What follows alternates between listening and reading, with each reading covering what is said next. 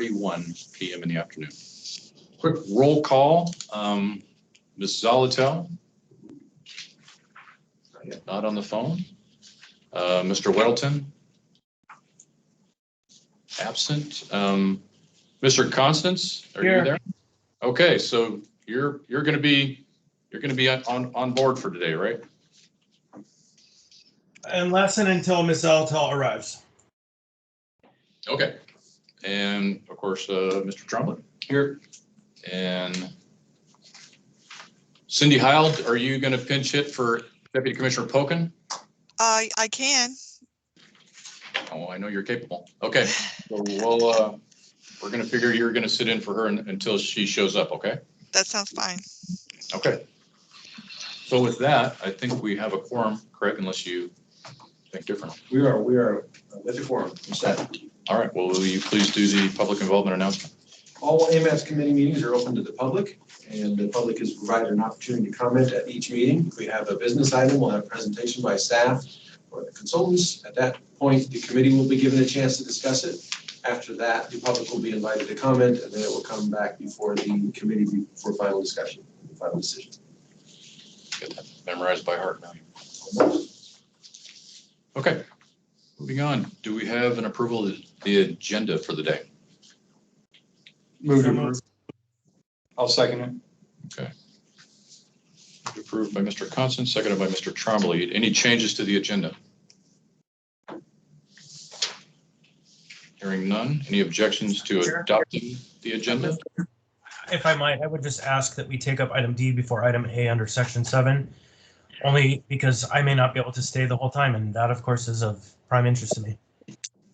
Okay. Any objection to flipping A for D on the agenda information items? Hearing none. We'll go ahead and do that then, unless we need a formal vote. Correct. Okay. All right. Well, with that change, do we have any objections to approving that as amended? Hearing none, the amended agenda is approved. Okay, no meeting minutes this time, so we're going to move on to the action items. We have action item 5A, the only one of the day, MTP 2050 draft technical report, goals and objectives. Craig, do you have someone to present for that? I do. Our senior planner, Aaron Yanganelin, will Gosh, I remember. wow you. Yay. Please remember this guy. Set expectations like that. All right. I'll try not to put you to sleep today. Okay. Okay. Hi, everyone. My name is Aaron Yanganelin. I'm the project manager for the 2050 MTP. So today we have for you the draft goals. We did bring these to the technical advisory committee, and they recommended these be released for a 30-day public comment period with any comments that we had heard during the TAC meeting to be included as part of the comment response summary. So I'll mention more about that when we get to the end as well. Just so you know, this presentation may look pretty familiar, but I have pared it down significantly from the hour and a half it took at the TAC to hopefully about 20 minutes, depending on questions. So I will keep it as brief as I can. So first thing I'd like to do, real quick introductions. We've talked about the project team, but I've never actually technically introduced everyone. So the project team is made up of the AMATS planners. So myself, Craig, Christine, John Cecil, and Joni Wilm. And then we have James Starzik from DOT and PF joining us. And then we have Bart Rudolph from Public Transportation Department, part of the team as well. So we have a pretty good group of individuals on this project. I'd like to quickly introduce our consulting team. Juan, are you online? I am. Can you see me and hear me? We can hear you and see you. Yes, go ahead. Awesome. Thank you. Thanks, Aaron, for the nice introduction. Hi, everyone. For those who don't know me, I'm Juan Lee. I'm R&M Consultants Planning Department Manager and a former AMATS planning staff. I'm the consultant project manager on the 2050 MTP, and we've been working collaboratively with AMATS staff since August on the project. We have several other partners I wanted to introduce. They're not here today, but you'll be seeing them at interim updates to the policy committee and technical advisory committee as we work through the MTP development process. So locally, we have McKinley Research Group. They are an Alaskan economics firm who are updating the socioeconomic profile for the AMATS area, as well as they're providing projections on population and employment to inform the future model update and the plan. We also have RSG on our team. They are leading the travel demand model runs for the future network. That's going to be recommended in the MTP plan. Jacobs, who are local, and they're supporting us on the performance measures and recommendations as well. And then Burgess and Nipel, they are on our team. They have expertise in safety planning. And then I also have Ben with me. He's one of our technical transportation planners working at R&M, and Ben is going to introduce himself. Go ahead, Ben. Yeah, hey everyone, I'm Ben Coleman. I'm a planner at R&M. I know quite a few of you from my time earlier at the Mat-Su Borough, where there's some collaboration on early planning efforts for the Mat-Su MPO. But it's been great collaborating with the project team, and I look forward to continue working on this project. Thank you. Thanks, Ben. And then before I go and turn it back to Aaron for his presentation, I want to just show you something really quickly. We have our project website up. So I'm just going to share screen here. All right, so you should all be able to see my screen. It says 2050 MTP, Metropolitan Transportation Plan. So this is our public-facing project website that we've been working with AMAT staff on. And we're hoping it's very user-friendly. It's going to be the repository for all the different documents, plans, community engagement, opportunities, interim reports, background paper, just everything you need to know about MTP will be here on this page. We also have links to the official AMAT's Municipality of Anchorage page as well. So just a quick tour here at the top. You have about, you have the home, which is this page, it's the landing page, and this is what you'll see. It's a really easy URL, so if you forget, you can just Google AMATS 2050 up here. So pretty easy, and everyone should have access to this now. Everyone with the muni.org or Municipality of Anchorage email should be able to access as well. So just a quick tour here.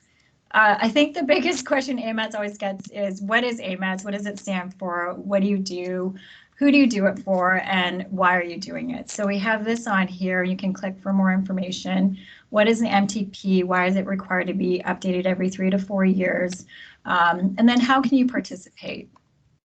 And then at the bottom, we have a little more information about the process, as well as this awesome picture of Chugach River, because Chugach River is included in the AMATS boundary, along with the Anchorage Bowl.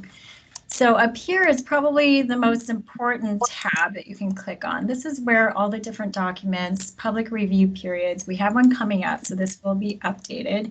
MTP resources, including a 101 guide. The previous or current MTP project website is here as well. And then the public participation plan that AMATS has developed, so that if you're curious about how public participation is laid out for the entire, for all of AMAT's projects, we have one specifically for this 2050 update, which I believe the policy committee saw at your last meeting. We also have the guiding principles and vision up here that you also saw at your last meeting, and then the draft goals and objectives. This went to the TAC 2 weeks ago. It's the same goals and objectives you'll see today at the policy committee. And with that, I will turn it back to Aaron. Thank you. Thank you very much. Yes, sir. Pause for a minute. Would you let the record show that Mr. Wilson showed up at 1:37? Appreciate it. Welcome, John.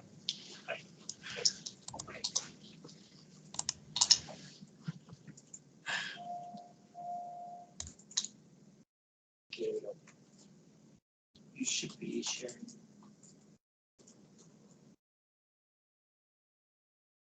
Okay. Thank you. So, introductions and everything. Can you advance? Not working. Can you click on the PowerPoint itself? There we go. There we go. Okay, quick overview of what we're going to go into today. So we're going to talk about what went into the development of goals and objectives. We're going to do a brief talk about the goals and maybe some 1 or 2 points on what has changed in the objectives. So just give you kind of a highlight feature, and then we'll talk about next steps. So first thing I want to talk about is this table that you can find in the document that's posted. So this table right here is kind of explaining everything that went into the development of the goals and objectives. So the first column on the left are the 2040 MTP goals and objectives. So that's kind of our starting point. The next column, public comments. Those are public comments from the 2040 MTP that were not addressed as part of that plan and carried forward to this plan. So again, it's kind of our starting point. We're taking those comments and looking at it at its recommended changes. The next column are plan conformance. So anything that's been updated since the last MTP was updated, or new plans. So for example, it's been our corridor plan, the transit on the move plan, et cetera. We also looked back at the climate action plan, the 2040 land use plan, and the comp plans for Anchorage and Eagle River Chugach. Then the next column is the FAST Act. This is our federal side of things, making sure we're in conformance with our requirements there.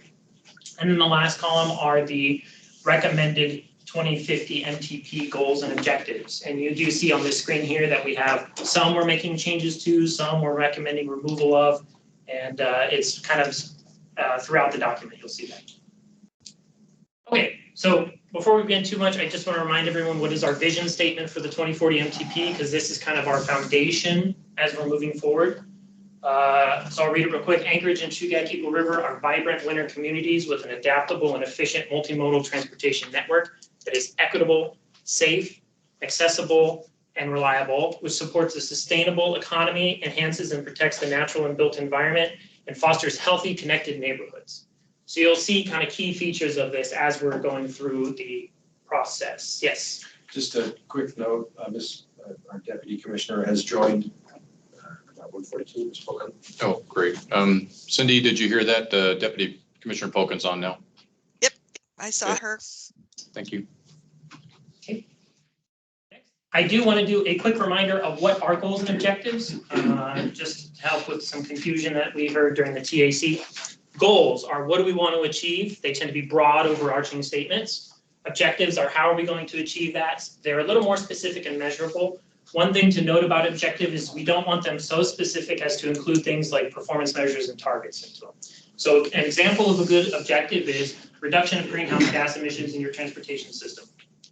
It's a little bit specific, it's easy to measure, but it's not so specific. An example of a less than good objective would be reduction of greenhouse gas emissions by 50% by 2027. That is a performance measure and target. That is not what we are doing right now. That is the next steps as we go forward.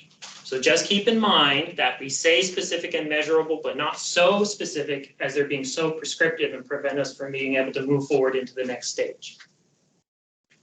Okay. First one, we have goal 1, preserve the existing system, maintain the transportation infrastructure in a state of good repair. Pretty simple goal. And the only change we really had for this one is adding in the year round to the objective. So we can think about, winter and summer as we're designing the transportation system. Any questions on that one? Next one, goal 2, improve safety. Provide safer and more secure places to live, walk, bike, ride the bus, and drive. So this goal, we did a little more nuanced with it than the last one. The last one was a little too overarching, so we added in these additional things, walk, bike, drive, so people kind of know a little more of what we're talking about. In terms of the objectives themselves, 2 major things. We did add in motorcycles and commercial vehicles because they are an important factor when we're looking at safety. And we modified the objectives to be more inclusive of options such as emergency access or secondary access to help with things with like emergency access. Okay. Goal 3, improve mobility options. So this one we had a pretty significant amount of change to. Support an efficient, reliable, and connected transportation system that allows people to succeed by equitably improving access and mobility to all activities. So this one brings in a lot of that connectivity, mobility, and equity as part of the transportation system. Think of this as equity for opportunity. So giving everyone the ability to access the transportation system for things like education, employment, recreation, kind of the essential aspects of life. And we did also. I got a question here. Oh, yes. So I have it here in writing. I'm just curious. I see goal 1 and I see preserve the existing system, and on the left side and on the right side, preserve the existing system. On 3, I have on the left side improving travel conditions, and on the right side, improve mobility options. Are there 2 separate goal 3s? No, so the left one is what it was for the 2040. Okay, I got you. Right, Okay. so this one, yes, thank you for pointing out. We did change the name of this one Okay, I just want to make sure I'm, from I'm travel tracking. options to mobility, because we felt it was more all-encompassing. got it, thank you. We also did want to make sure that, as I said, we did change it to mobility to be more inclusive of all travel options and do a much better job of connecting this with the land use. Could I note for the record that Ms. Zalatel has joined us? She's online now at about 1:46. Thank you. Okay, any questions for goal 3? Goal 4, support the economy. This one didn't really change too much. This is develop a transportation system that supports a thriving, sustainable, and broad-based economy. The goal itself didn't change a lot because we felt it kind of matched everything that we were wanting to achieve and helped keep us in compliance with the federal requirements as well as the various plans and studies that we looked at. We did change this a little to call out complete streets and context-sensitive solutions. Again, that's that context for the transportation system as well as just making sure that we're being aware of the land use. And that whatever transportation system we're looking at putting in is aware of the land use and is in context with it. So, okay, are we putting the right type of transportation system for the land use around it? And then we put an emphasis on community investment and land use. So you'll notice a common theme amongst a number of these goals and objectives. Okay, goal 5 had some pretty substantial changes as well. The first thing, we split it into 2 separate goals, because it used to have the equity included kind of within it. But during the 2040 MTP development, we did hear some public feedback about how it was getting lost amongst everything else relating to environment. So we split it into 2. The goal 5 is promote a healthy environment, protect, preserve, and enhance the natural environment to promote sustainability and public health. So right away, you'll see one of the biggest changes we added in here is health and how we can integrate that into the transportation process through active transportation. We also refined this to include things about climate change or greenhouse gas impacts. So that does match up with the recently approved authorization bill from the feds that puts more money towards the transportation system and puts a lot more emphasis on things like electric vehicles, which is included in our objective, and also on greenhouse gas emission reductions. Yes? Is this the one that contains, in a roundabout way, resilience? It's spread throughout in multiple, but yes, this is one part of resiliency. Thank you. Okay, next one, equity. So as we said, we split out the old goal 5 into 2. This is the other one.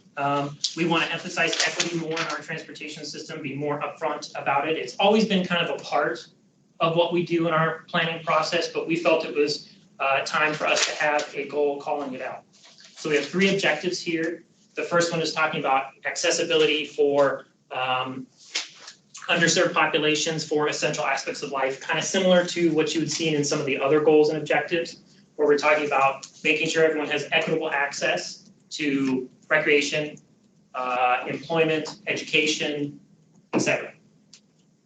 The next objective is dealing with making sure that when we're looking at adverse impacts from transportation projects, that we're being equitable in our approach of how it's distributed amongst the neighborhoods, so that we're not unfairly targeting one neighborhood that might be part of that underserved populations who are more negatively impacted by these projects. And then the last one is one that we've tried to work on and continue to work on, is making sure that we are reducing barriers to public participation by traditionally underserved populations. This is part of our public participation plan, and we felt that it was appropriate for us to have an actual objective in our MTP evaluation. I will say, please note that equity is not just limited to this, it is in multiple other objectives and goals. So, last one, I did want to talk really quickly. We are recommending an entire removal of a goal and objective. It was the old goal 6, which on the sheet you may see it say goal 7. It was quality decision making. So this is things like a benefit cost analysis, making sure your capital expenditures are being the best benefit for the cost, similar to the benefit cost analysis. See, when you talk about it out loud, you're like, wait a minute, that's the same thing. So part of why we wanted to get rid of it is redundancy, because it's already covered in other goals and objectives. or it's already covered as part of our transportation planning process. So benefit cost analysis is already kind of built into our financial analysis that we have to do with the MTP. And lastly, when we were actually looking at the goals and objectives, or this goal and objective, we realized that a number of the objectives didn't really meet that equitable approach. Benefit cost analysis sounds good, but when you actually think about what it means is, right now our traditional benefit cost analysis is cost, AEDT, length of a project. That tends to favor roadway projects over active transportation projects, and we felt it didn't really meet our needs at this point. There is an opportunity for us to develop a benefit cost analysis that does factor in those kind of extra qualities that active transportation projects bring, so health benefits, that kind of stuff, but we're not really at that point right now. So it will be our recommendation as part of the policy section of this plan to start developing a benefit cost tool, similar to what we see in other areas that bring in a lot of this community input on what are the benefits of things like active transportation and how do we quantify those. Okay. Questions, but I did want to, I apologize, it's a little hard to read, but I did want to talk about next steps and kind of where we're at. So right now, we're going to be asking for a 30-day public comment period, a release of these for December. Also, as part of that public comment period is a survey we're wanting to put out for the same period of time. The idea is the survey is another opportunity for people to be able to provide comment. You know, some people find it maybe a little easier to use a survey versus having to go through the traditional way of looking at the comments. And we want to make the survey maybe a little bit easier and quicker for people to look at. Maybe they don't have hours to look at all of the goals and objectives, and they want a kind of quick 30-minute approach to it, similar to what you guys are getting today. So then they can provide their comments on that. So we're going to have that out during December. Once we're done with that, we're going to start working on the performance measures, targets, and project criteria in January. Please note, we are anticipating a work session in January to sit down with the policy committee and the technical advisory committee to go over the performance measures, targets, and criteria. That will be based on our goals and objectives. Because what our plan is we're going to get the comments during the public comment period. We're going to review them. We're going to make changes based on where we think it's appropriate and then move forward with it into the performance measures and targets and criteria. So we're not going to bring back the goals and objectives for you guys to review again at this point, but rest assured you will have plenty of opportunity to be able to see them along the development of the plan, and we can make changes at a later date. Yes? Real quick, I think I forwarded you the Washington State DOT study on equity assessment. Yes. Did you just scan over that and see if there's anything major that we would be missing in our equity comparisons here? Thank you for reminding me. That was actually one of the things I was going to talk about. So at the TAC, we did receive a number of comments for changes. And one of the things the technical advisory committee did is recommend that the comments that we heard be incorporated as part of our comment response summary. So we did hear about the Washington DOT's equity analysis they did. So I haven't had a chance to look at it yet. I've been focused on this, but it is part of our thing that we have to do and respond to that in our comment response summary. So my goal is to review it and then provide responses on that particular comment. We did hear other comments about making the objectives more including targets. And we did hear a few changes from the chair, Brad Coy, that I have written down in my notes here as well that we are going to integrate. There wording changes and a few questions he had. So those things will be incorporated into the comment response summary at that point. I just haven't done it yet. No, and that's fine. It's apples and oranges. Some of the stuff they go into are equitable compensation and property acquisition. I'm not sure that's an area you would focus on necessarily. You're probably more focused on equity of highway construction program investments, right? So where are we putting the resources? Yeah, and investments is one aspect of equity that we'd be looking at, yes. Thank you, Aaron. So that does include also things like AMATS has a policy in place of percentages towards different modes, like roadway gets the highest, whereas non-motorized gets less. And so that's one of the things to look at is should we be changing those percentages? So it's a lot of different things for equity. Ms. Zolotel has her hand up for a question. Ms. Zolotel? Thank you. So I appreciate the comment that equity, to be overlaid throughout this, but the slide in particular that called out equity It said for vulnerable populations. Can you tell me where that language comes from and exactly what it means? Because I can see it raising some concerns in the public, just in that that's the one time we are explicitly talking about equity, and that it seems to be, has language that seems to limit it to vulnerable populations. It's a pretty standard term throughout our industry on what it is. We do actually have a definition of it in the tech memo. I'll try and rattle off everything on my head and make sure I get it all. So generally vulnerable populations are EJ populations, minority populations. We also include age, so anyone under a certain age, so children, for example, or the elderly, and anyone with a disability. What about income demographics? Yes, low income is part of the EJ. Sorry, environmental justice populations. Oh, I apologize. I did not turn off my phone. Oh, bad. So yeah, EJ, environmental justice populations does encompass low income and minority populations. Okay, thank you for that clarification. If that resource or that definition is available somehow as this goes out for the public comment period, I think it'll be really helpful to get more responsive comments. Thank you. Yeah, we can go ahead and maybe add it in as like a footnote to the table itself or something, or when I'm still working on how we're going to display the goals and objectives in an easy manner for people to follow, but whatever we display that with, if we have definitions for things, we'll make sure it's included as part of that. Thank you. And Meg, you might Google that Washington DOT Equity Assessment 2021 document and just scan through that and see if there's anything you might want to add into it. Okay, thank you. Okay. Any other questions? Or are you done, Aaron? No, I have, sorry, I'm sorry. a couple other things to watch out for. Go ahead. So next steps, big things to watch out for. The first quarter of 2022, we'll have a lot of things. So we'll be going through the performance measures targets. And we're hoping to release those. We'll come back before you in February to ask to release for a 30-day public comment period in March.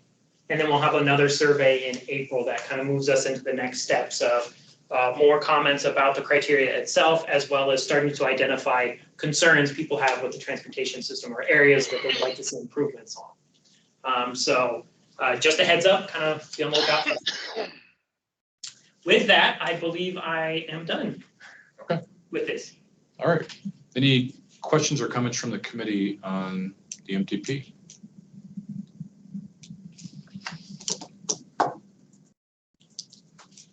Okay. Any questions or comments from the public on the MTP?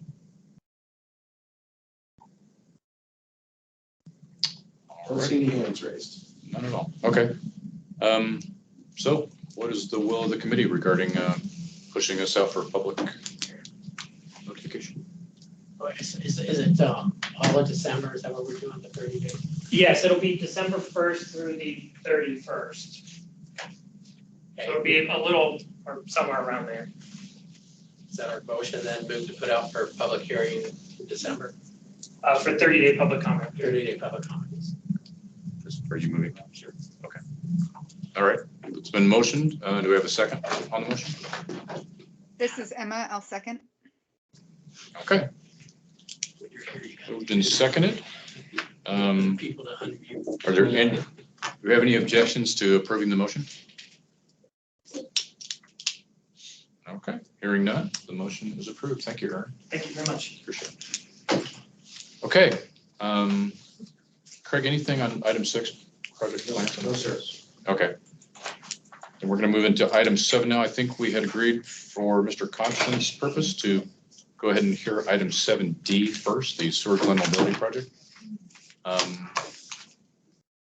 we go. Welcome. Please say your name and introduce yourself. Oh my gosh, this thing is trapped in my glasses. I'm sorry. There you go.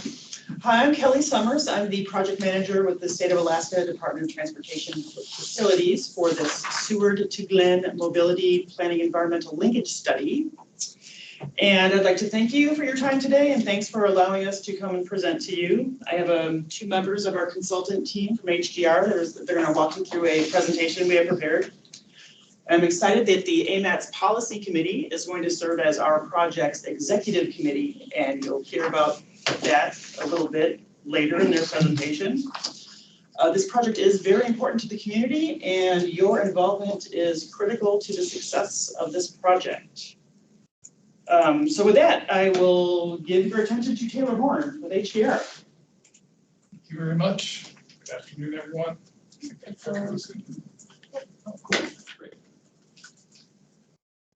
Hi, everyone. Thanks again, Kelly, for that intro. My name's Taylor Horn with HDR. I also have with us Josie Wilson. I am the environmental lead on this project, and Josie is the public involvement lead on this project. So this is about a 10-minute overview of kind of the basics of the project. So this corridor has been studied for quite a while in Anchorage, as you'll see, as illustrated by this slide here. And I think probably most noticeably and perhaps in folks' mind is this item here in 2009, the Highway to Highway project, which was an environmental impact statement that did not go through the full process. And then after that, once that was stopped, the concept remained in the MTP, in the 2035 MTP, the interim 2035 MTP.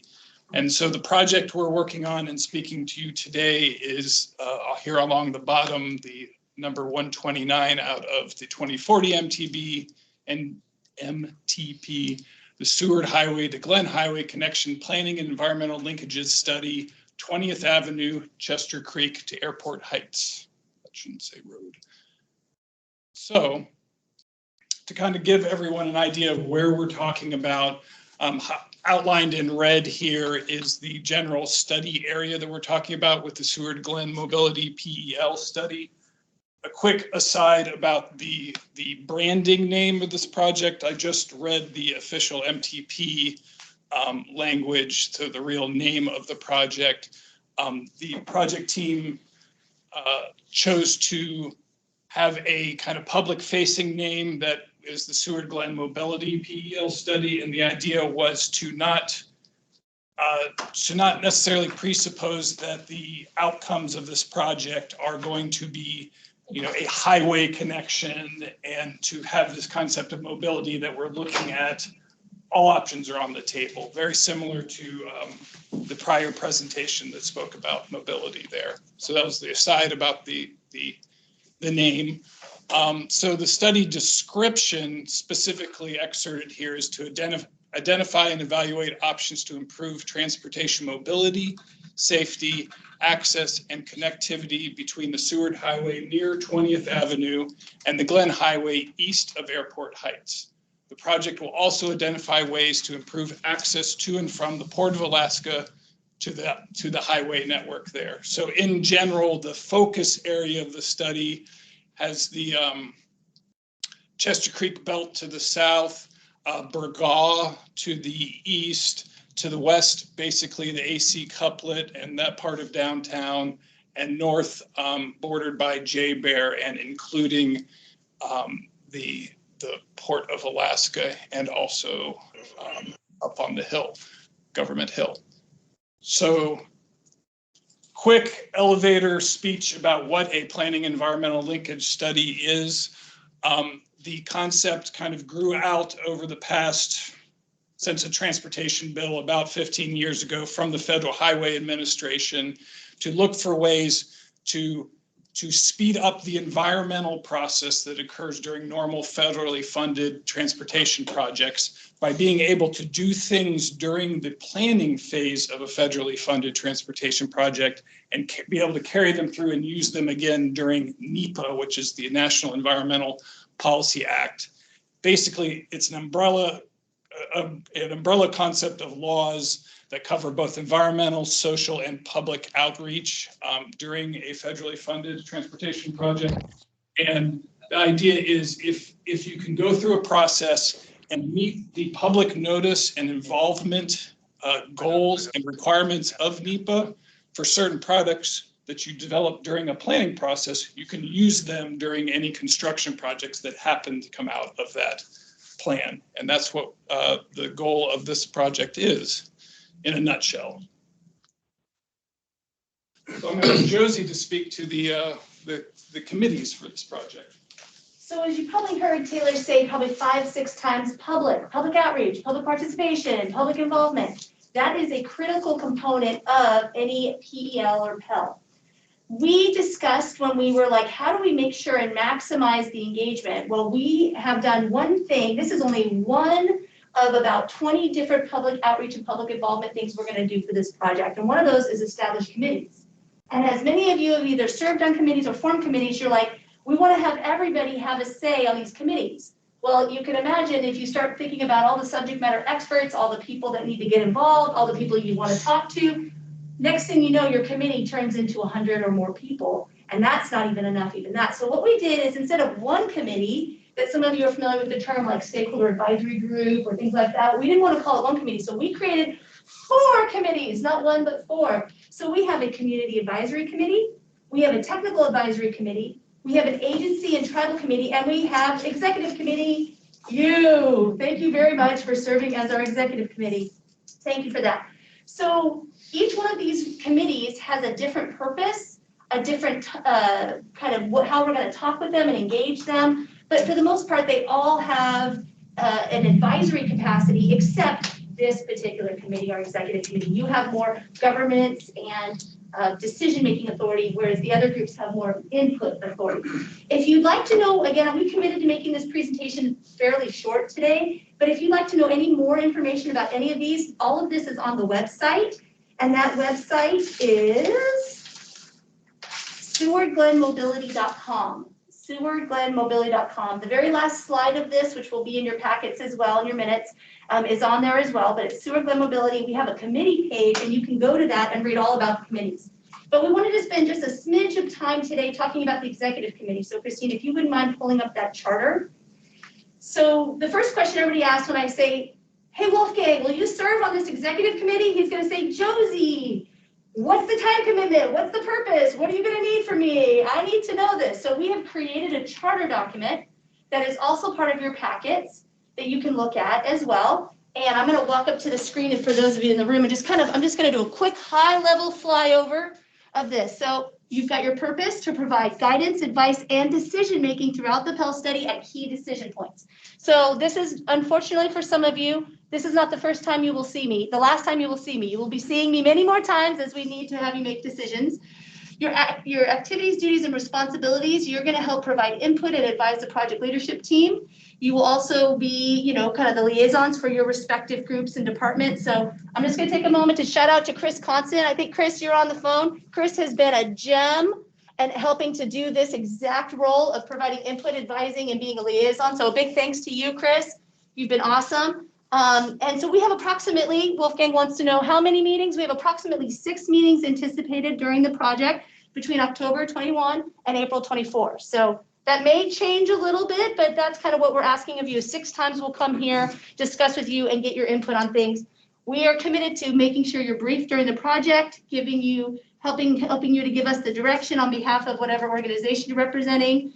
Keep your respective group, department, agency, organization informed, and participate as a cooperating team. You are the steering committee for this project and this Pell study, and you are decision-making, and then the membership is made up. So the question I get a lot is, who makes up the executive committee, and why are they the executive committee, and how do I get on that executive committee? Well, this is the composition. What's cool about this charter, and then it scroll down a little bit further, and it has communication, leadership, and communication. Kelly serves as our project manager, and Leader is chairperson of the executive committee, but of course, we welcome all of your input. And communication is primarily email, phone calls, and these meetings. So hopefully that answers some of your questions, but going back to the presentation and the committees, I'm sure some of you may have some questions about that I want to anticipate and offer some information. The first thing is, we have met with every committee, and with today's meeting, we have met with all of our committees to get it started, to kind of kick us off. So we have met with all 4 committees now, the community advisory, the technical advisory, agency, and tribal, and we have received some great ideas and input. In fact, based on, I don't know if you guys know Alan Kemplin or know some of our folks on our community advisory committee, they suggested additional folks that we have added based on that community advisory recommendation. So if you see Alan, tell him thank you. We've met with S.J. Klein, who's also very involved, and so we've been getting great feedback from folks on getting these committees established and ideas, so really great. If you're curious about those meetings, I'm sure, John, you are such a guru when it comes to, meeting minutes and reading those minutes. All of the minutes are gonna be from these meetings are gonna be on the website shortly. Right now, we've committed to sending all of the minutes to the people on the committees, and they're reviewing those and then getting them back to us, any changes or edits, and then we'll publish them. So as Aaron likes to say, transparency is a key to all public input, right? And so we are committed to being transparent throughout this process. So all of those minutes will be available on the website, if not today, tomorrow. Okay, so a couple other questions you might want to know. This is only one tactic to engage the public. This doesn't represent everything that we're going to do. I wanted to hit the highlights, but one of the things we are going to do is we are also going to have kind of a community kickoff public meeting to introduce the project and let everybody know what's happening and to encourage people to participate. And that meeting is going to be January 27th. And it's going to be 4:30 to 6:30. I purposely put it at 4:30 because I think there's an AMATS policy committee that ends at 3:30. So, so January 27th, tomorrow, many of you that we have your emails for and that are serving on this committee because you are executive committee are going to receive an email, which we call an e-blast from us, kind of a save the date and to kind of get people excited. We're working on a newsletter. We're working on all kinds of things. And we have it, Aaron will love this, we have a designated environmental justice equity communication plan.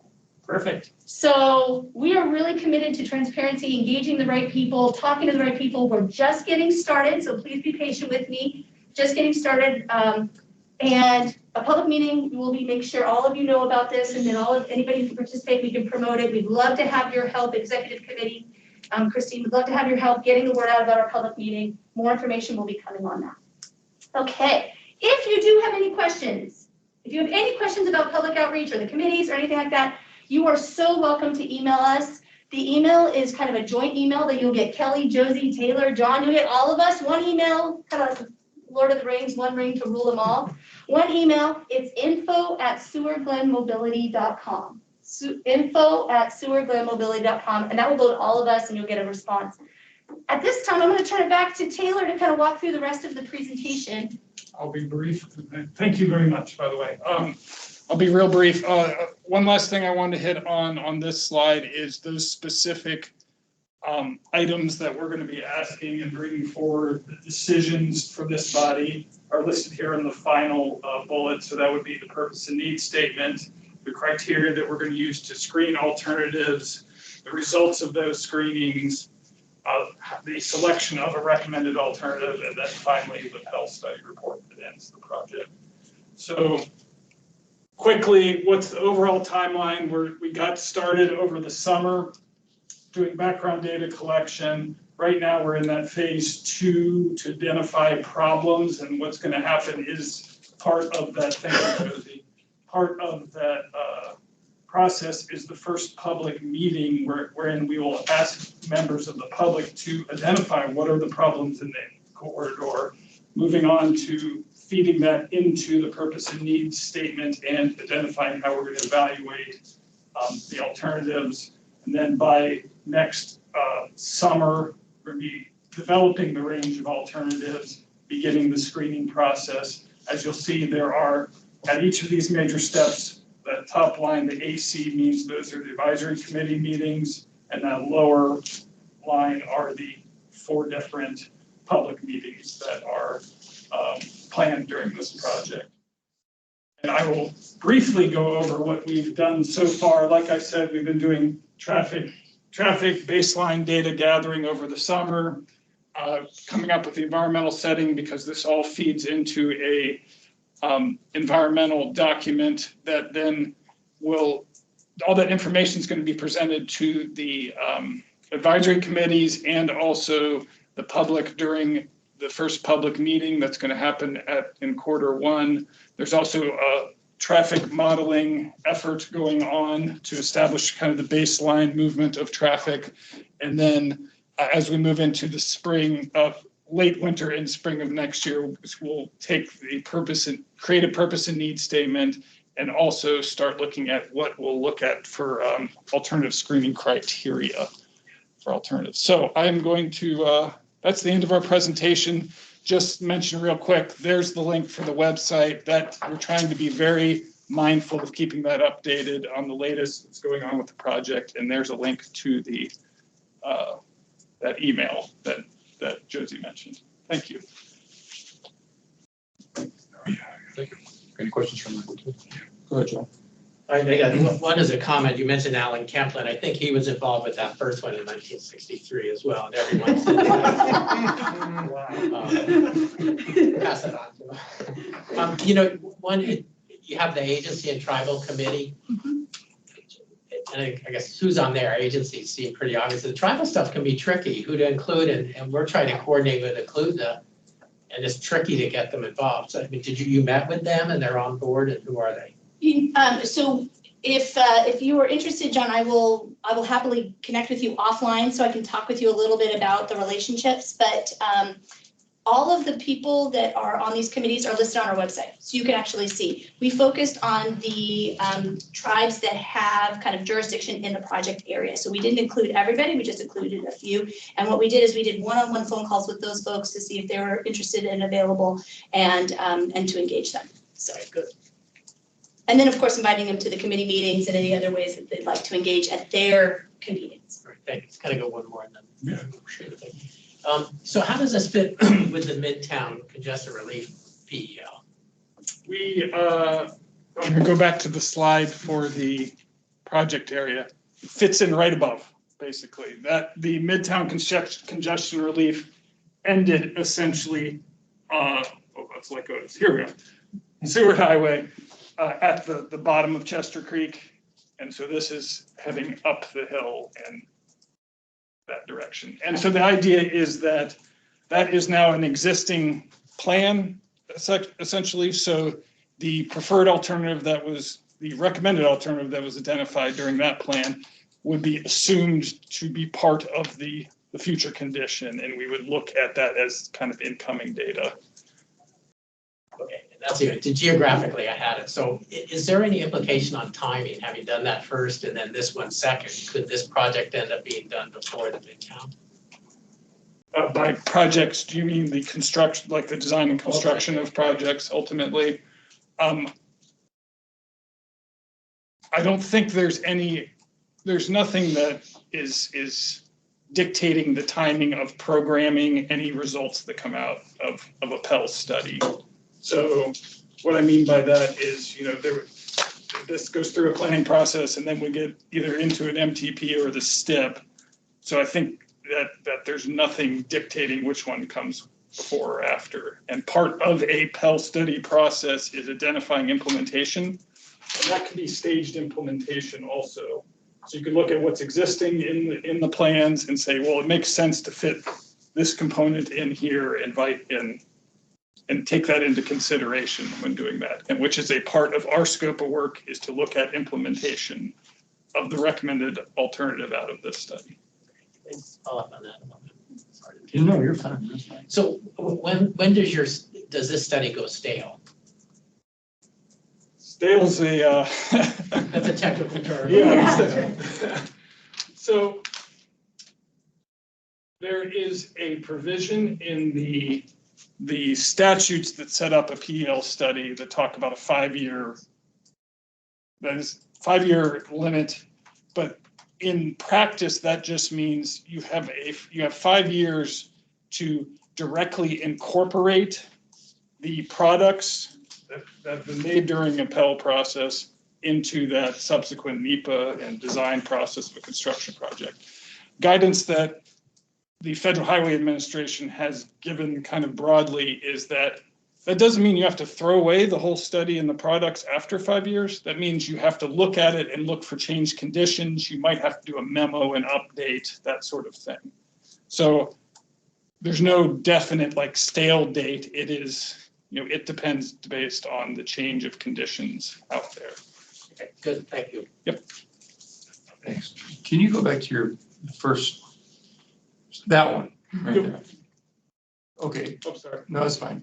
So am I correct? This has been studied for 60 years? 63 to, let's just round. So this is 4, the 5, concept. 6, almost 60 years we've been talking about this. Of connecting the Yeah. highways. So is there any reason to believe that now it's gonna happen? Like, we're doing this Pell, right, PL? We're doing this Pell, right, and it's being funded. I'm assuming this is not the first go around for something like this. Well, clearly. So what I'm wondering is there confidence that now that this is the start, that it's gonna happen? Or can we assume it's gonna get derailed and in 2063 we won't be here, but somebody will be here talking about the history of this project? I think this lays out a vision for a corridor. Has that ever been done before? I'm trying to understand the history. This is my first time on AMAS, so I'm trying to understand the history here. Has there ever been a vision prior to now? Oh, I think, so this is the first planning environmental linkage process. Okay. And this is a list of not only plans that have focused on making that highway connection, but also the long-range plans and the MTPs that have included that idea in it. What I can say is novel about this effort is this is a tool that's being applied to a corridor, particularly the connection bit. So like this has looked at, highway to highway looked at options that went far east of town. It was a pretty wide area.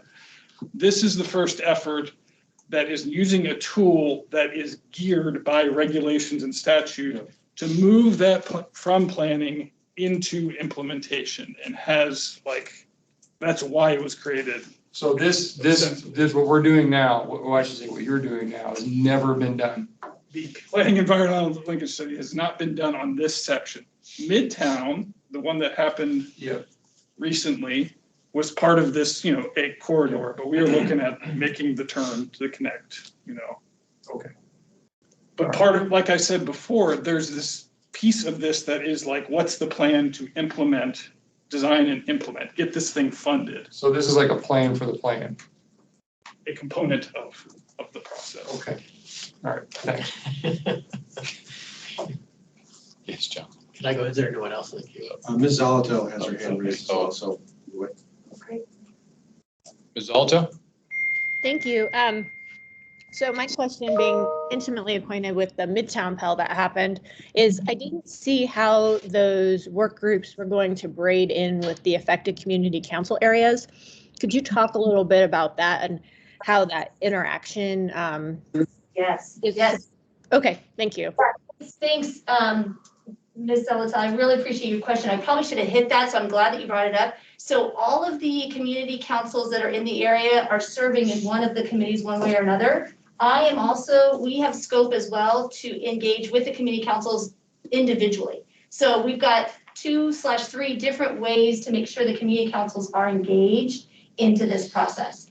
If you may have some specific suggestions or ideas of what you'd like to see, please don't hesitate to email me or contact me offline, because I want to engage them in an appropriate way that they feel like they're being heard and their input is involved. At the same time, I don't want to be showing up at every community council to talk about this if that's not helpful to them. So if you look on the website under committees, you'll see the councils that are actually serving on the community advisory committees. And we've met with them. We met with Airport Heights, and we've met with Fairview, and we've met with Downtown, and we've met with, there's 3 or 4 others that I'm forgetting off the top of my head that are part of the committees. And then we are also going to be engaging with the councils directly. Did that answer your question? And also say, I'm happy to, if you have ideas of what you'd like to see, I'm happy to work with you on that and get your ideas. Thank you. I appreciate that. I would just say that a lot of community councils with projects this big happening in their areas create their own committees. So may want to query them to see if they do plan to make their own committees. I saw that with the Midtown one in particular. And then just to put it on your radar, they won't need regular updates, but occasional updates, or Midtown community councils are still getting updates on the Pell, the projects as they move from that contractor. Any significant dates where, since the 2 projects, while independent, are part of an entire corridor, it might be just something to give some thought to. Thank you. Yeah, thank you very much for that idea and suggestion. That's actually really helpful and insightful, so thank you so much. Any other questions? Mr. Littleton? You know, one thing, and this is something that Wolfgang had pointed out and brought in the view is, you know, this is so significant. This with the Midtown thing, with where people drive and why. And I know you're doing the destination study and so on. But Wolfgang had kind of pointed out, this will draw people off of Muldoon Road and Tudor Road.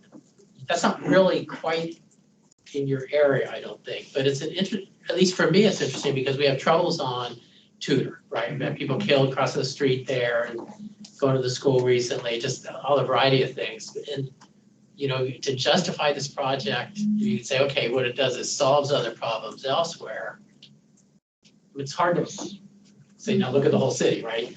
To say that, but that's really an important piece, you know, that, so I don't know how you'll integrate that. Maybe that'll jump out when you do your destination study and you see, geez, all these people are going up Muldoon Road.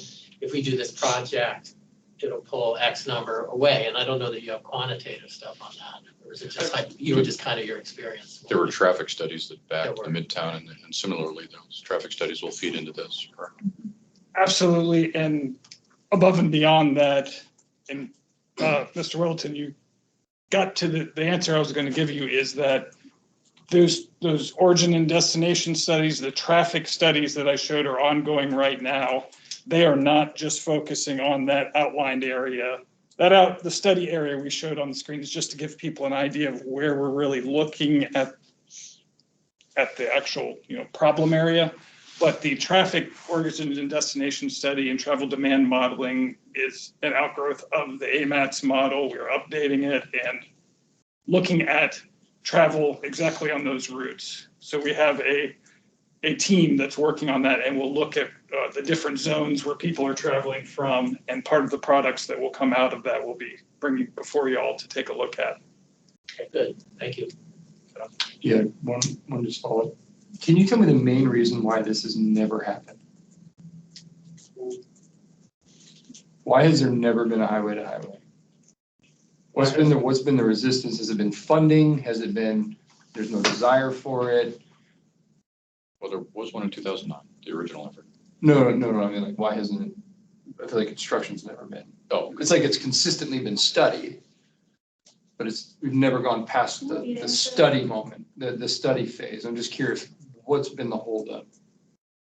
Why hasn't it happened? So we as a project team asked the same question, like, why haven't we fixed this problem? Yeah. And the answer is it's actually more complex than just simply going in and doing something. Mm-hmm. Just in the community advisory meetings, we have people that are like, do this, and then other people that are like, don't do that. Right. So it's a lot more complex than I think anyone, even though we have lots of good data and studies. I wouldn't say that these are all those studies in that list is like doing the same thing over and over and expecting a different result. It's more about there's a lot of data that we're going to be able to use to actually move the project forward. So it's very complex and nuanced, and there's a lot of different, if you ask 11 people why this hasn't been solved, you're going to get 40 different answers, not just 11 different answers. Sure, yeah. So what we're excited about is that this process will come up with hopefully some recommendations that can be actionable that are also supported by the community. So we're very optimistic that this process is different than all the other processes that have been done before. And because it's NEPA compliant, it can be used to expedite some of those projects. So I'm happy to talk with you more about that, and I'm sure Wolfgang would love to talk with you more about that too, because everybody wants to solve it. It's not a simple fix, otherwise it would have been. No, I'm not claiming that it's a simple fix. I'm just curious what the main, what the impediments were, and I think it'd be important to identify what those consistent impediments are to possibly avoid them or deal with them early on, so that we're not, like I said, in 2063 sitting here talking about a highway to highway. That's all. Can I answer this question? Yeah, sure. They have to be sensible or something, but you know, my experience, because I've been tracking this for many years, not as long as Alan Kemplin, but he started when he was 6, 4 then, but you know, part of it is money, because the city's AMAS allocation is what, 30 million, give or take. It's not even close to the billion this is going to take. And even the state, you're talking a huge amount of the state's federal funds to do this. Is this the most important thing? So it's, one is opportunity cost. What else can we do? And that's why I asked about things like, we really need to justify what does it solve in other areas instead of just moving more cars faster through this corridor. Because if it's only that, I'm not that interested. Because if you look, what is the benefit for Anchorage? For people in Wasilla to get to Kenai quicker? Heck with them. I'm not gonna use my road money for that. Okay, the state might, because that's your broader goal, but I have less interest in that. But if it is pulling off too much traffic from other parts of town where we can have, I don't really want to say sacrifice this area, but focus on this area and quiet down traffic in other places and get people where they want to go more efficiently and safely. That's what I want to see this do. And I didn't see it so much in previous iterations. I mean, something I gotta admit, I mean, I know more now than I did 8, 9 years ago with that H2H. And so that's part of it too. We all learn more, but that's it. Opportunity cost and lack of money and opportunity cost of what we have. Any other questions? I'll think more. Any questions from the committee on the phone? Chris Constance, any questions? Okay, any questions or comments from the public? And Christine, let me know if there's somebody online. Okay, thank you so much for that presentation. Really appreciate it. Good work. Looking forward to being part of that executive committee that I didn't know about. Congratulations. Okay, we're gonna jump to 7A, back to 7A, correct? Does that sound right? Okay, Northern Lights Minnesota Boulevard. Minnesota, that's right. Northern Lights Boulevard, Minnesota Drive to Seward Highway. And the infamous Sean Baskey. Indeed. Good afternoon. Good afternoon. Sean Baskey, project manager with the Department of Transportation on this project and a couple other ones, but this one is the interesting one today. So Northern Lights Minnesota Drive to the Seward Highway. Really, this is focused on non-motorized active transportation sidewalk repair. With me today, I've also got Travis Holmes, who's my project engineer at the Department of Transportation, and then Dave Gamez, who's our consultant with Lounsbury, who's doing the design on the project. So project purpose is basically to improve the non-motorized facilities throughout the corridor. Overall schedule for the project, we're looking at environmental document completion early next year.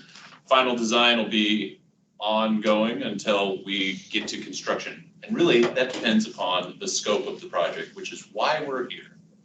The purpose of this presentation is really to identify that we have not enough funding to solve all the problems in the corridor. And so we're trying to get comments to try to justify the scope of the project and what it is that we want to do in the overall corridor. So in the tip, it was identified with $800,000 in construction funding.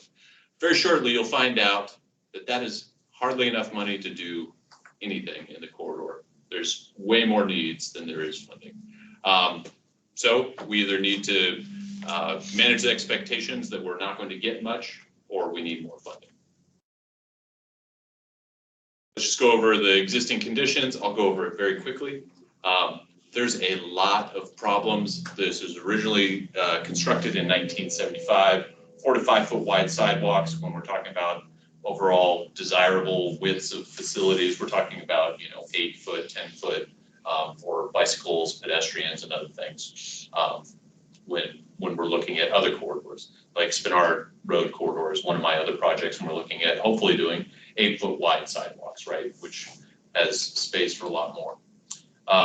Lots of traffic, lots of other things going on, and we did a pavement preservation project back in 2015 on Northern Lights for the road surface, which we went in and replaced a bunch of the curb ramps at all of the major intersections. Sidewalks are in terrible condition, lots of issues.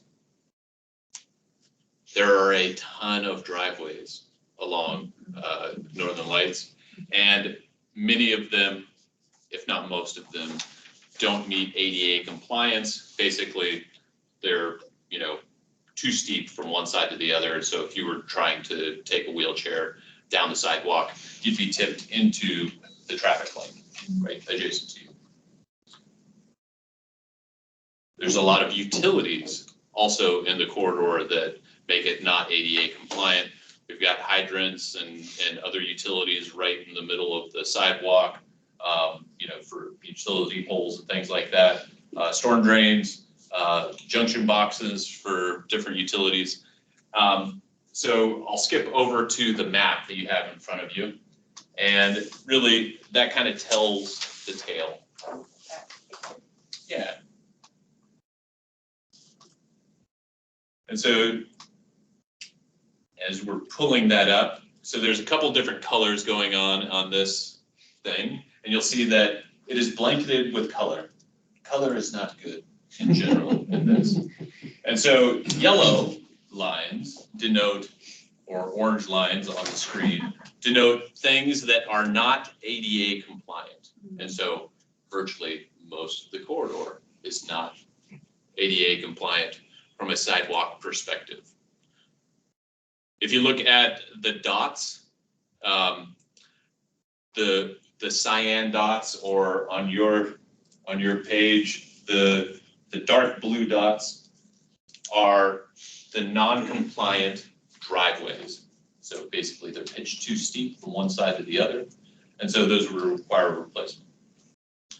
And then the green dots on there are the ones that are okay. The green dots are the ones that you might consider for removal to try to address, there may not be a need for all the access onto some of these facilities. So if you might notice that like one property in particular might have like 7 driveways going into it, whereas they might not need 7 driveways to go onto one property. So maybe some opportunities there. Each of the utilities and luminaires has a symbol there if it's impeding the traveling public from walking down the sidewalk. So lots of opportunities to remove or move facilities to make things better. So as you can see, from one end to the other, we've got problems. Yeah, let's go back to the overall presentation. And, really, you'll see here that basically we've got a lot of things that we can do, right? But everything that we're talking about right here is just improving what's there. It's not talking about expanding any of the facilities. So let's just get that straight before we hop into overall costs. So we're not making the dream scenario of a much wider sidewalk or anything like that. We're just talking about improving what's in place. So we'll just hop right into the costs. Just to do the sidewalk repairs for the south side of the road, that would cost us $900,000 plus or minus. These are super rough estimates, rough order of magnitude estimates. I cannot deliver you a project that would be $900,000. This is pure construction costs, not including anything else that we might have to do. North side, $800,000. Driveway repairs, north side, $1 million. South side, $400,000. Utility relocations, grand total of $1.1 million. Very quickly, we exceed the project's budget in mass. So from the get-go, when Travis and I received the project, it was all about expectation management. Don't go out and spend a bunch of money doing a bunch of work before we nailed down what the scope was. And so we've tried to minimally spend money trying to identify the problems and bring it forward so that way we can identify what it is that we want to do. So we've got looks at different alternatives. We can mix and match 100 different ways. These are just a couple of them. We can do things only on the south side. We can do things on the north side. We can whack them all in, Real quick question. When you say repairs on that slide, are you really talking about bringing them up to ADA standards? Correct. Is that what the correlation is? Okay. Thank you. there we go. So total 4.1 and you've got 800? Somewhere in that neighborhood. And that's rough order of magnitude. You could, 2 to 3 years from now, depending on cost escalations that are happening all over the place right now, it could be well. That's fine. And are there any right-of-way acquisition pieces to that, or is that all within their existing right-of-way? So all of the features that you see here are within the existing right-of-way. The problem becomes as soon as we start doing driveway repairs and things like that, we might need interest from the adjacent property owners. And so every driveway, I'd need to go and talk to the property owner, get, something signed with them to go on their property, potentially redo parking and other things, because the regrading would have to go well back onto each one of the properties. Help me understand the process and how we got to this. How was this project identified? I'm assuming it's through the AMATS process.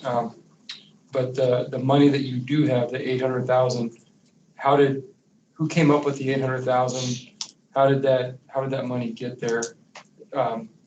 Which I think most people could see that just on a cursor. I'm not an engineer, but I could see that just looking at this, it would be more than 800,000. So how did that money get there?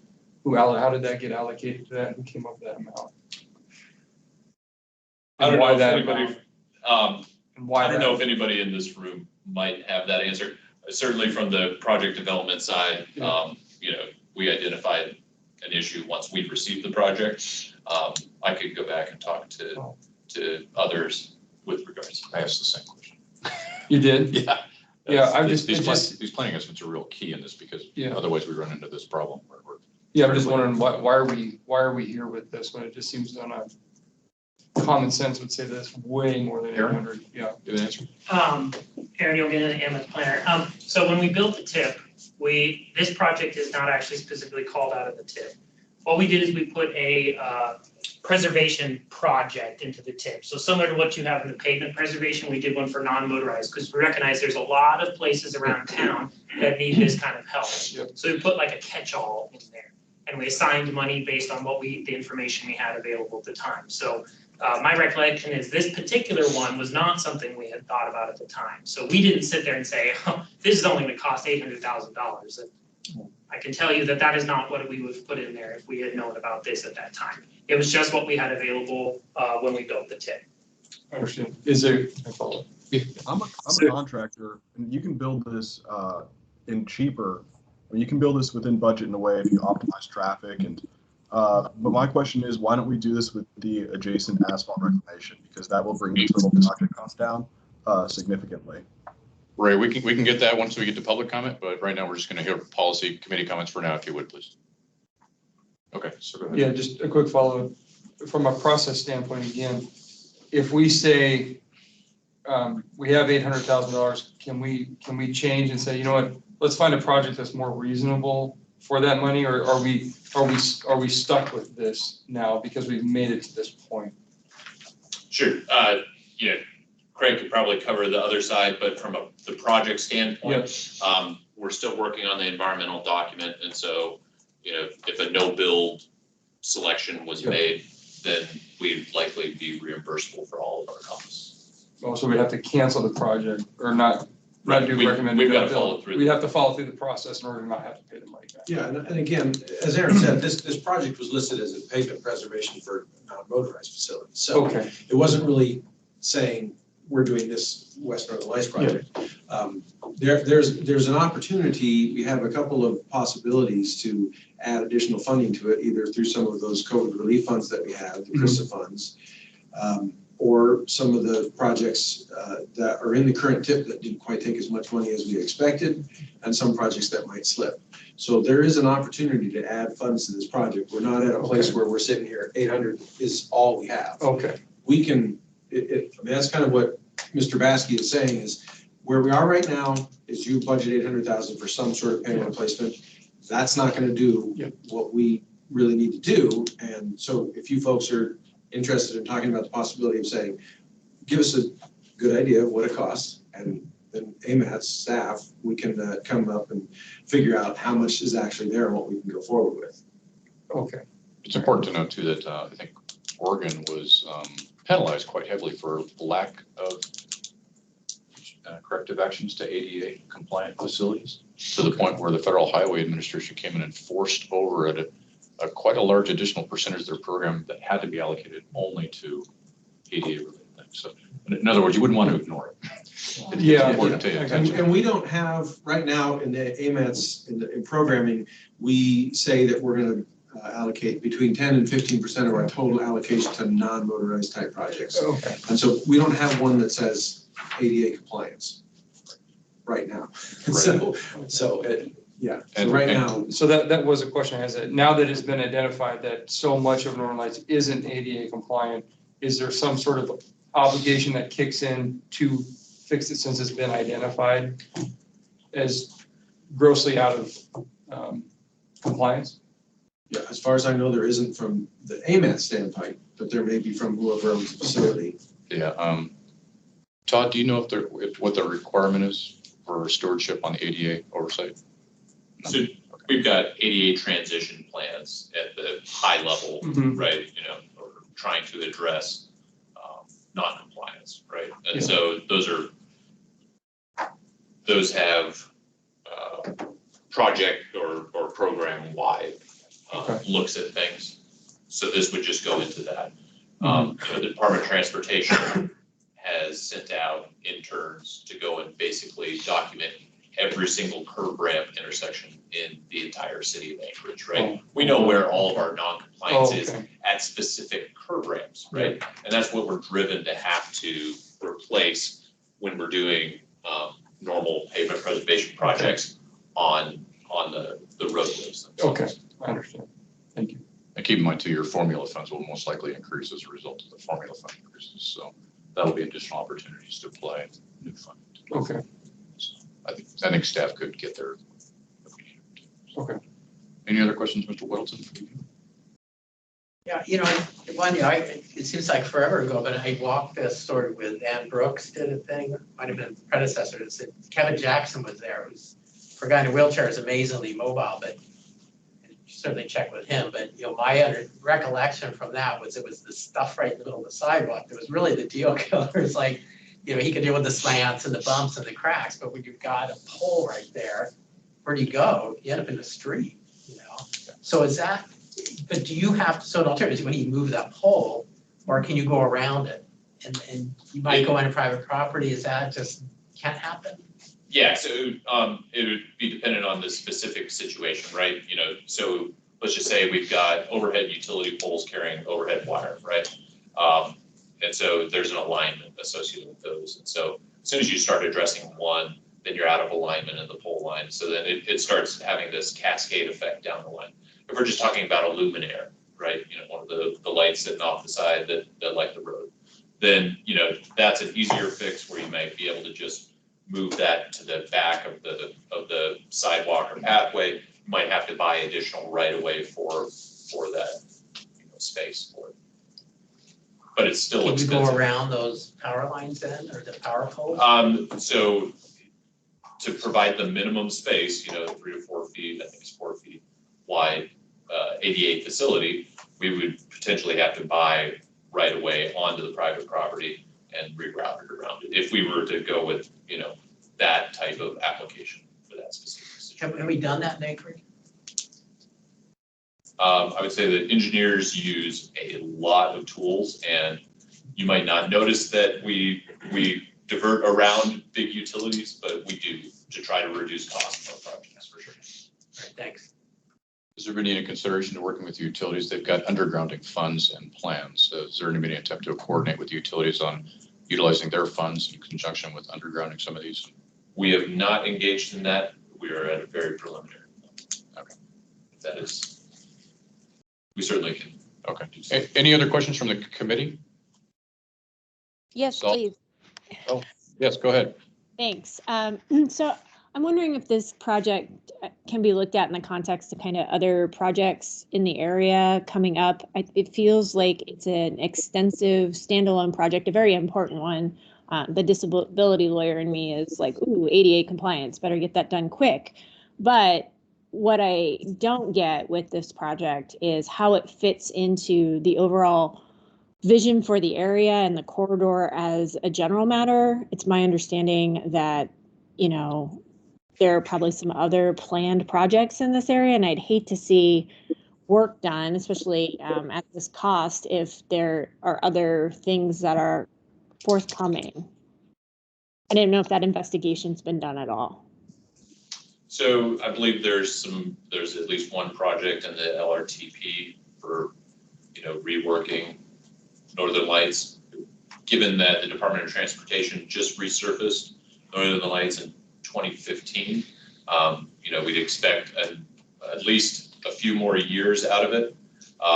But typical for us, a reconstruction project or rehabilitation of this entire corridor, I don't even want to throw a number out there for that. I mean, it is astronomically expensive.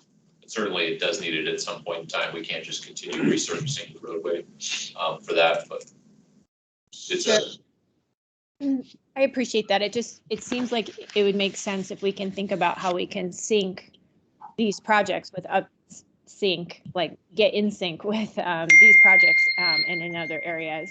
That's the only suggestion or something to maybe think about. Maybe not even with this particular project, just as a general matter when we're thinking about sequencing. Thank you.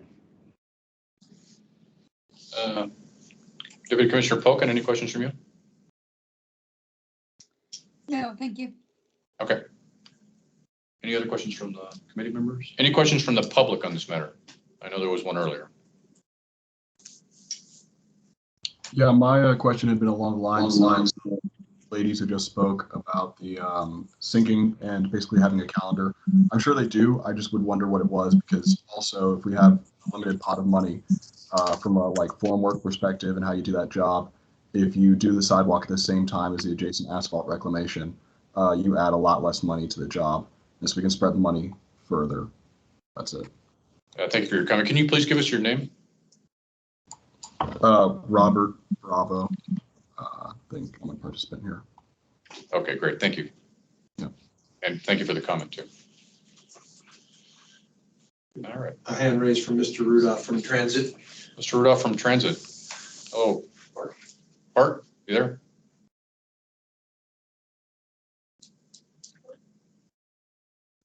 If you're speaking, you're on mute.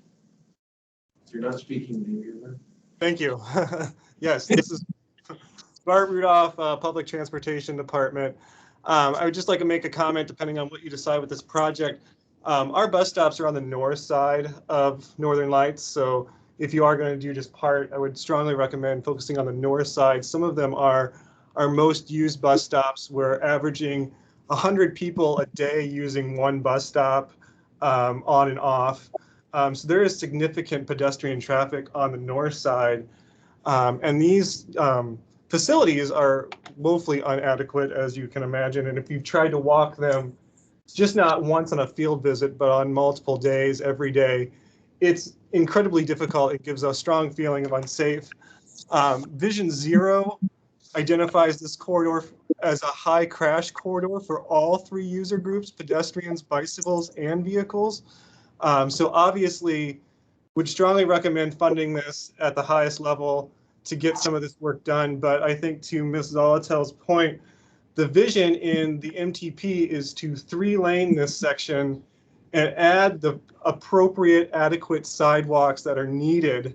It's a much larger project, but I really think that that should be expedited. And if you don't fund this completely, maybe you can start on the data and the engineering for that project, because I know that there are significant questions from DOT and the like on whether or not that's feasible. But that is the real solution here. So I hope that this project doesn't get just spot funded, because I think it is, if you want to talk about equity in transportation planning and putting it into action, this is it. If this were a road project that was underscoped and underfunded, it would have come back to AMATS to get more money. I point to O'Malley Road as the prime example for that. But yeah, so that's my 2 cents. I'll leave it at that. Thank you, Bart.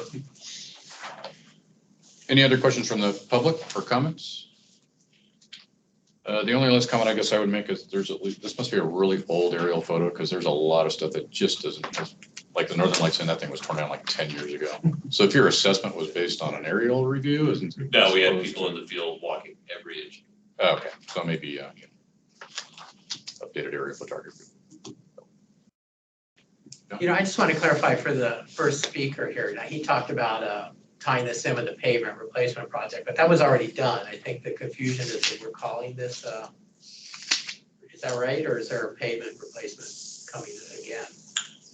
No. So the Department of Transportation has its own program for replacing, the pavement on these facilities. I'd say that, we are well behind on nearly all of our, our system on pavement preservation stuff. And so I would say there's not one on the books at this moment, which means you're at least 3 to 4 years out. Right. If I not thought you more. said you just did one. We did one in 2015, 2015, yeah. 2015, okay. So I think it was our phrasing made the speaker think that that was imminent. Sure. That's not quite right. Right, thanks. Okay. Is that all you had, Sean? Yep. Any other last minute comments? Okay, thank you very much for the presentation. Okay, general item information 7B, Chugach Way Study. Who would be presenting on that? Hi, this is Laquita with Dal. I'll be presenting. Laquita, why don't you go ahead? Hi. Sure. I'm gonna share my screen here. So I'm going to give you just a brief update on what we've been doing on the Chugach Way Area Transportation Elements Study. And so at the beginning of the project, we came up with a project vision, which has been our guide throughout the project, and it is to identify roadway improvements to support opportunities for redevelopment with an emphasis on safety, access, and multimodal facilities in the area. And the project study area is bounded by Spinard Road and Minnesota Drive to the west, Arctic Boulevard to the east, 40th Avenue to the south, and 36th Avenue to the north. So in the beginning of the project, our first step was to gather all the existing information related to this area, because as many of you know, that it's been studied heavily. And so we did gather all of that and summarize it into a report that was broken to different sections, such as the built features, social and economic and community characteristics, traffic conditions, and then the natural environment and physical context. Throughout the process, we've had stakeholder engagement. We have 2 stakeholder groups. One is institutional stakeholders, so your agencies and some of the larger landholders in the area. And then we've met with the Spinard Community Council as a way to reach the residents in the area. We did have an online survey that went to all the stakeholders to rank the project goals and to give us some input on our criteria for evaluating alternatives. And what we found was that the pedestrian facilities and multimodal connectivity were some of the highest, or ranked the highest for things that people wanted to see with this project. And so with that information, we started putting together alternatives. And so this first one is called Bicycle Paradise. And this provides sidewalks on either side and separated bike lanes. So it does separate all the different uses. The con for this one is that there is a limited right-of-way right now. It's anywhere between 30 to 45 feet along Chugach Way. And this would be the largest right-of-way that would be needed at 43 feet.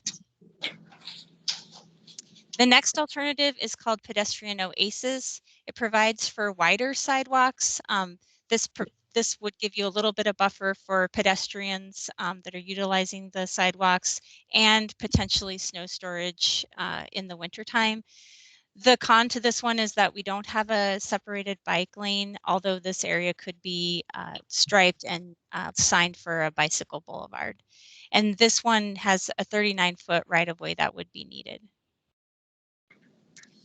Then we had Multimodal Love, which was kind of a compromise between the last 2 alternatives, with a multi-use trail or pathway on one side of the roadway and then a sidewalk on the other.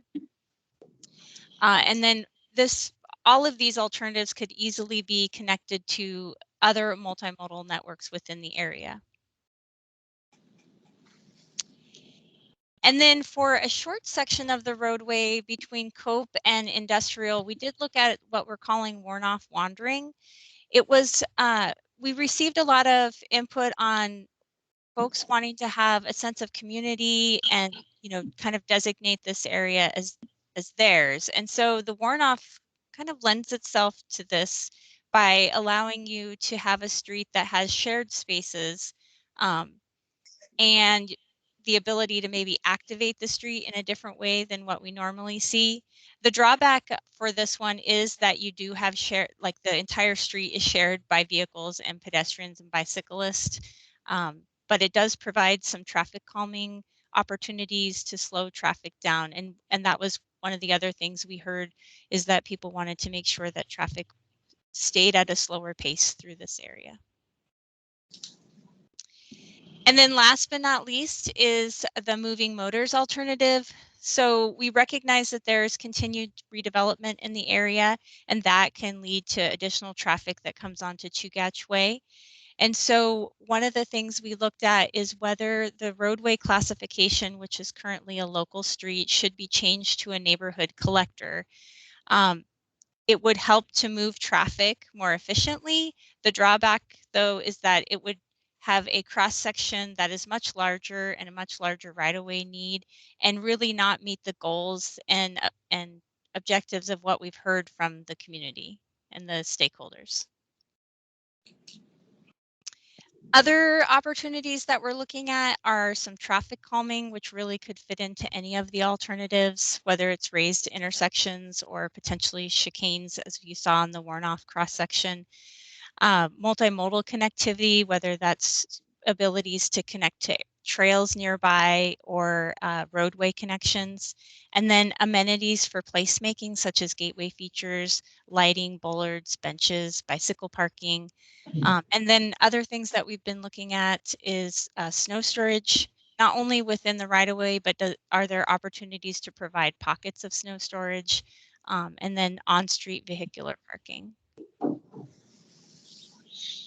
So we developed some screening criteria to help us as we go through and evaluate these different alternatives. So we've kind of ranked them, whether they're priority, feasibility, and then just additional criteria. So for a priority, they need to have pedestrian and bicycle facilities, and then looking at traffic calming measures. For feasibility, of course, we want to make sure that we can easily get through with emergency vehicles, looking at the right-of-way impacts and snow removal. And then, of course, there's utility infrastructure within the area that we need to consider. Additional things that we're looking at, as I mentioned several times, the multimodal connectivity, the ability to do that easily, vehicular access and connectivity, and then aesthetics and placemaking opportunities. So right now we've developed these alternatives and the criteria, and we're going through and evaluating the alternatives and getting stakeholder input. Our goal is to finalize our report in December, which would provide projects that could be moved forward into like design. And so we plan to be done with our part of the project by the end of December. And with that, I can answer any questions. Any committee questions on Chugach Way? Okay, anybody on the phone? Anybody from the committee question about Chugach Way? No? Okay, anybody? I just want to, I own a fourplex that's in that project area, but I don't really think there's a conflict, but I don't want anyone to call me out on that. Oh, close your statement. All right. Any questions from the public or comments? All right, Laquita, thank you very much for your presentation. Thank you. Okay. Last of the informational items, Title 21 parking amendment, Craig. We should have Elizabeth or Tom from planning department. There's Tom. Yep, and I'm also here, just not, I don't have my video up. Got it. Okay, go ahead, please. Thank you. This is Tom Davis and Elizabeth Appleby from the Planning Department on the land use side, and we're just returning to the policy committee. We last visited in March during the pre-consultation phase of a major change to the Title 21 zoning ordinance. We usually wouldn't darken your doors regarding zoning ordinance changes. But in this case, what goes on in Title 21 doesn't stay there. This is an ordinance that carries out or helps implement multiple goals and objectives and actions in the 2040 MTP, as well as helps implement some goal 5 and some policies of that in the Anchorage Bike Plan. We're also watching the non-motorized plan. We're returning because we're just going to give you an update. We are headed towards a public hearing draft of this amendment in the first quarter of 2022, but we have just released the community discussion draft of this change to the code. What we're going to do is give you a few brief highlights and take any questions. We've released this, oops, excuse me, and I'll just go ahead and share.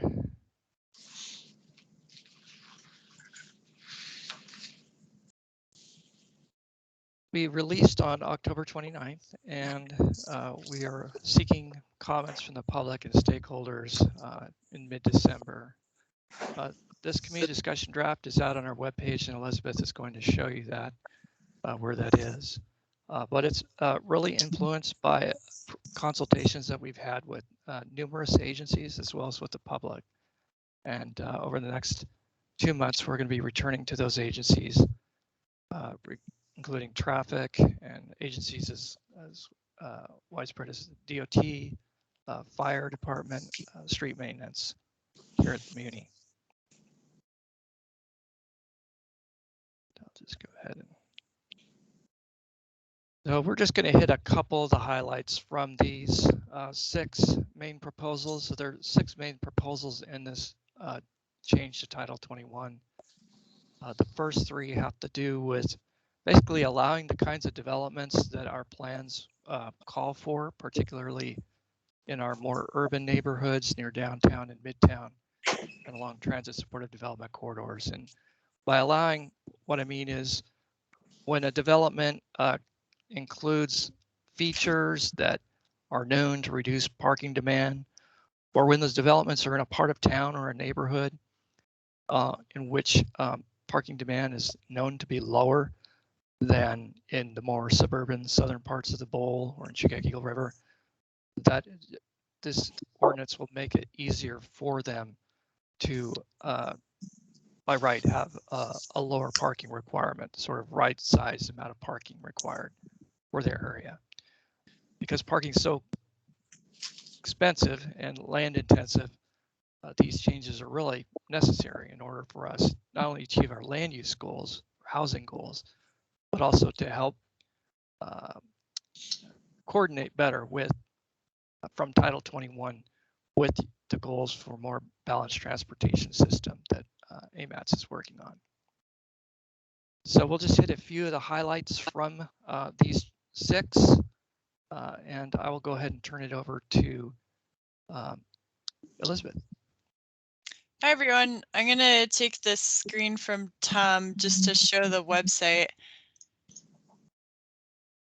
So this is our project website. So these documents here are for the community discussion draft. If I go look at attachment 2, which is the annotated draft code language, there is a handy cross-reference at the beginning of the document. So if there's a specific item or items that you're interested in, you can find it here, and then there's a reference to the page. This is what the document looks like. So it shows all of the text that is deleted and added in Title 21. So if it's deleted, it's capitalized and in brackets. If it's added, then it's underlined. And then there's also a corresponding page that is the annotation.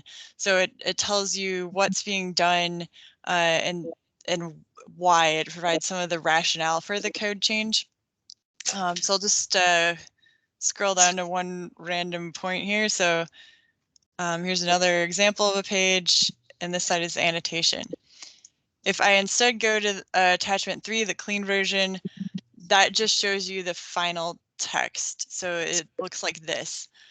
We do mark if there is something that was deleted, and often a deletion means that we relocated it since we took some parts of the code and put it in a table for easier reference. That's noted in the annotation, but this is just a cleaner version of the proposed code language if you don't want to see all of the myriad details of what we're proposing. Just last thing with the website is if you scroll down, we have some of our documents from the pre-consultation phase that summarize what we heard. So you can also look those over, and then there's contact information for Tom and me.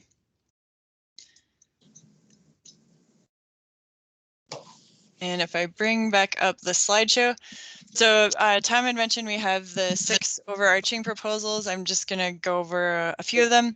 So one of them is we would like a more complete menu of available parking reduction strategies.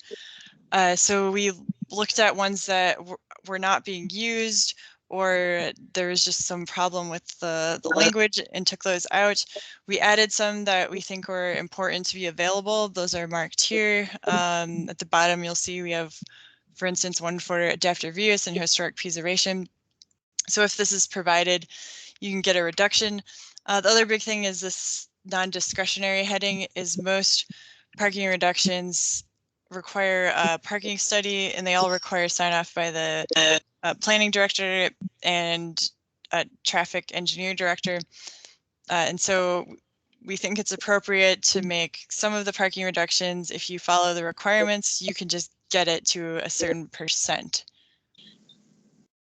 Then one other of those 6 areas is this one, which is area-specific lower parking requirements. The map here shows what we have currently, where you can get a parking reduction in certain areas. Instead, we'd like to just have 4 neighborhood contexts that have a lower minimum parking requirement. So you'll see we have the downtown context. Currently, there's no minimum parking requirement there. And then as you go out, the reductions decrease. So the reduction in the traditional urban, I shouldn't say reduction, sorry, the lowered minimum parking requirement in the traditional urban neighborhood is more than that along the transit supportive development corridor. So it's about 10% less in the transit corridor, and then it depends on the use. It would range between 10 and 30%, if I remember correctly, from the table in the traditional urban neighborhood. The reason we think it's appropriate for these areas to have a lower minimum parking requirement is based upon what is called for in our land use plan and in the neighborhood and districts plans. And also just that those neighborhoods tend to have a grid layout. They have sidewalks, more often have access to public transit or other ways where people can access sites without driving, and things are a bit closer together there. We also did look at some data on car ownership as well. This slide we showed during the pre-consultation phase. This demonstrates the feedback we heard. So this shows that we had support for tailoring the parking and other development standards by neighborhood context. So this is a slide we showed during one of our design workshops, and then below is one of our questions that was on our online survey. And this again is some information we had shown during the pre-consultation phase, where we were asking for feedback on how much to reduce the parking requirements. Where we ended up, we feel, is between B and C. So B is matching the average peak utilization level, and C would be shifting the requirement to a less than average peak utilization level. And this below here just is another question that we had on our online survey that gave support for a mix of B and C. Current code is just matching the peak usage throughout the entire bowl. But we think some areas it's appropriate to go towards matching or shifting towards a less than average peak utilization level. And then I'm going to throw it back to Tom, who's just going to cover a few more of the highlights.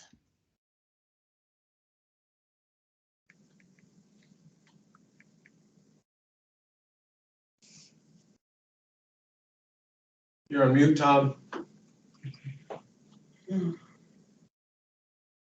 We heard from the public, some members of the public were interested in eliminating parking requirements or further reducing them, even in outlying parts of the bowl.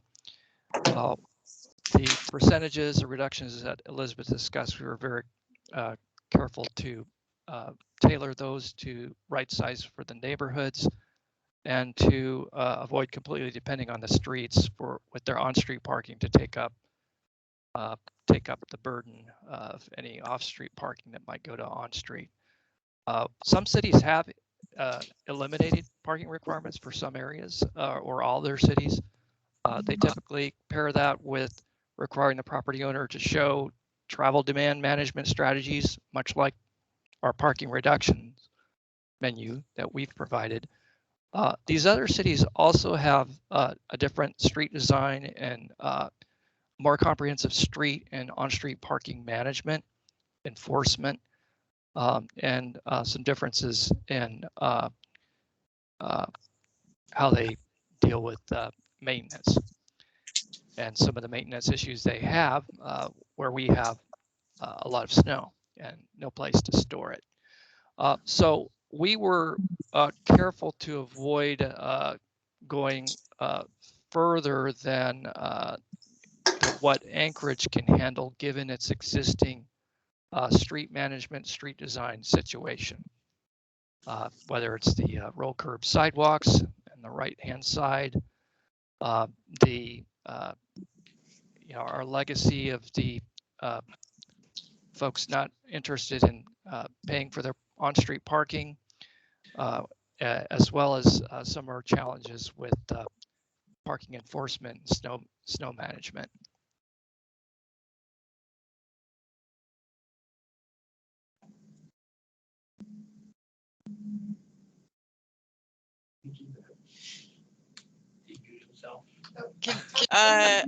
Tom, the audio cut out for me. I think it may have for everyone else. I don't know if you're on mute again or if something happened with the connection. Oh, thank you. What we have done is we have inserted a proposed open option by which certain neighborhood areas or groups of property owners can propose for their area, for an area with delineated boundaries, to have an area where the property owners do determine when they develop how much parking to provide off-street, on-site. And as part of that, they would be required to propose ways for improved street management in their area.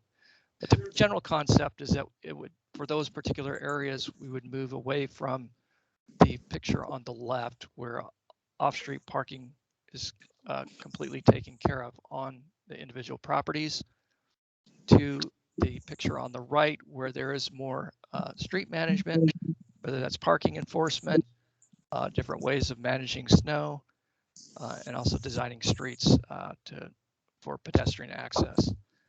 But that is available in the draft, but we have not delineated a large area of, say, Fairview or South Addition or whatnot to have zero parking requirements in this ordinance.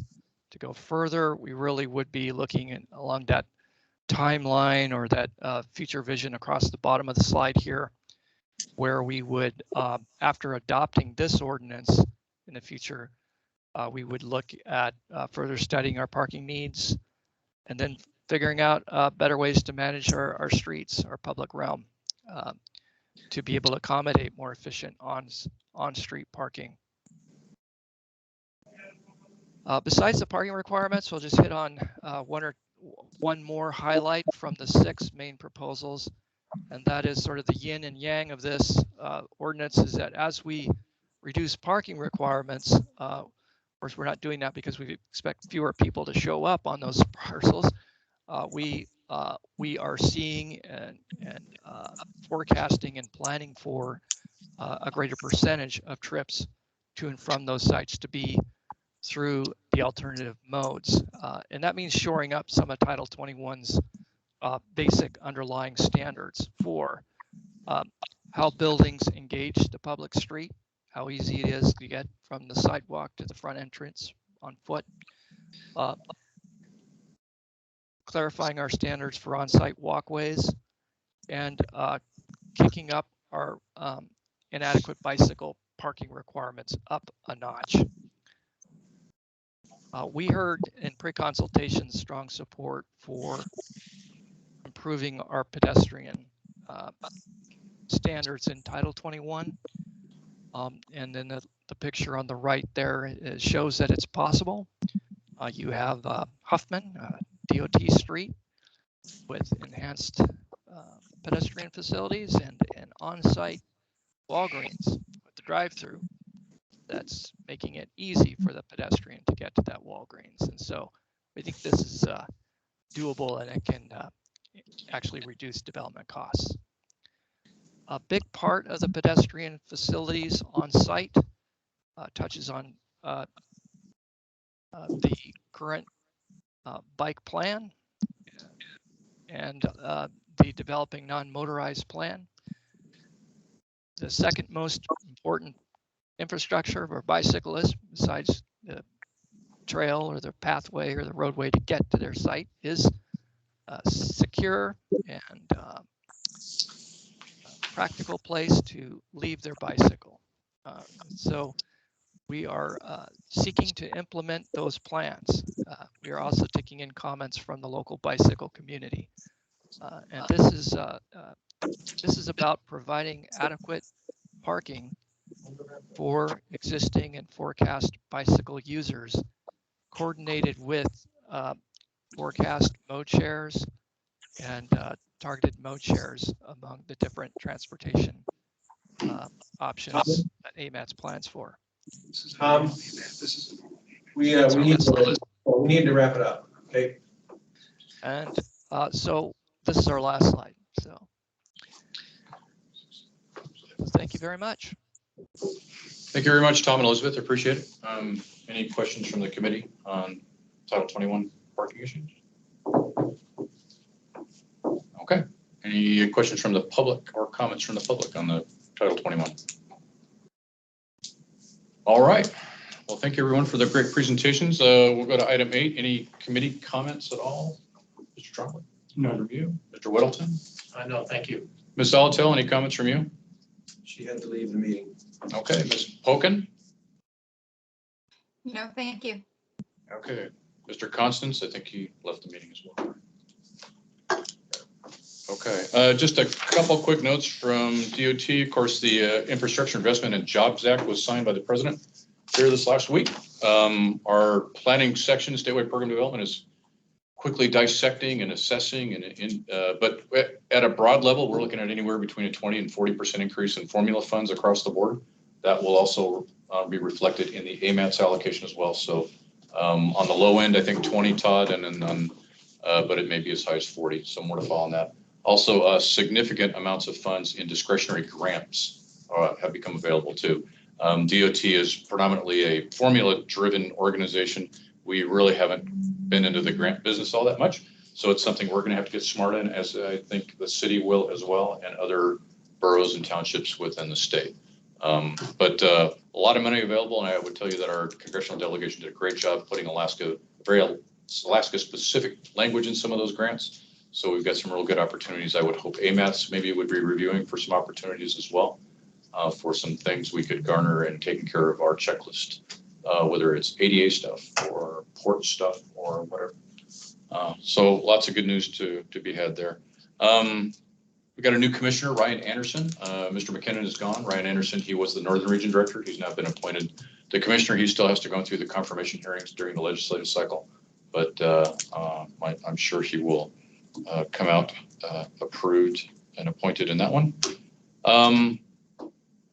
thanks to the AMAT staff for your assistance in the Matsu Borough MPO stand-up. I know, Craig, you've been instrumental in helping those folks. And I've heard you many times on the phone and really appreciate AMAT staff helping the Matsu folks in City of Wasilla and City of Palmer kind of get their head around what an MPO looks like and how they're going to stand that up.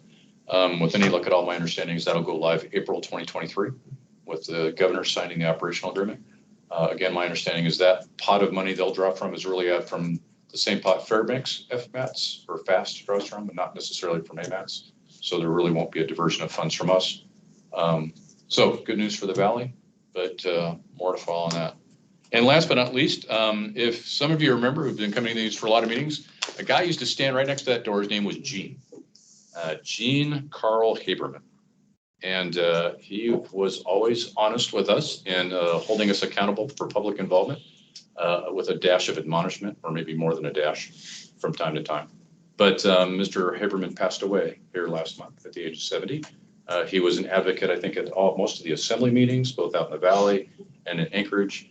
And he had a real passion for public involvement and wanting to make sure there was transparency and we were adhering to our public involvement plans and our own policies with regard to notification such.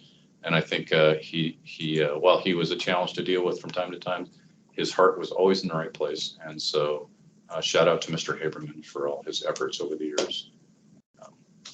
Anyway, worth noting, I thought he was a good advocate for public involvement. So whether you agreed with him or not. Thank you for recognizing that. I was say the same thing, yeah. Very passionate advocate and came at it from a solid heart. Yeah, he really did. And he wore a great suit. So always well pressed. So, anyway, with that, do I have a motion to adjourn? So moved. Thank you everyone for your participation today.